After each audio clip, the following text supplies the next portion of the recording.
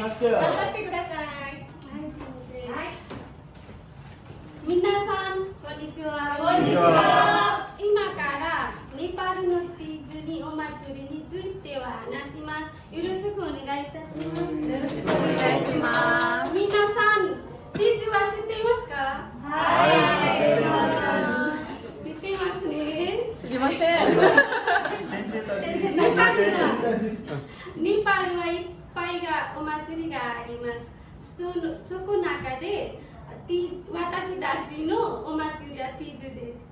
その時、その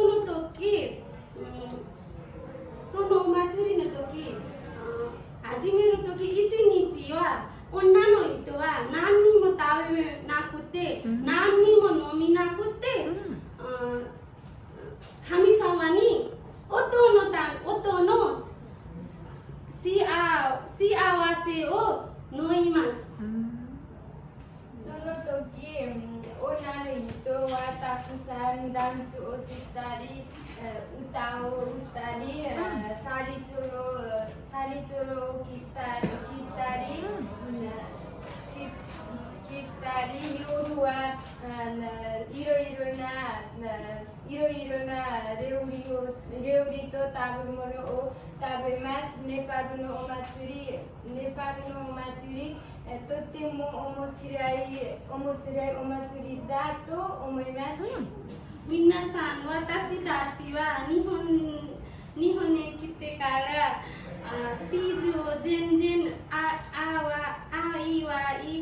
していません。だから私たちは家族とても寂しいです。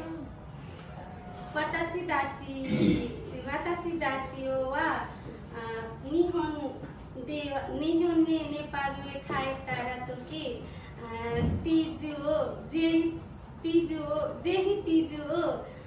お祝いしたいです。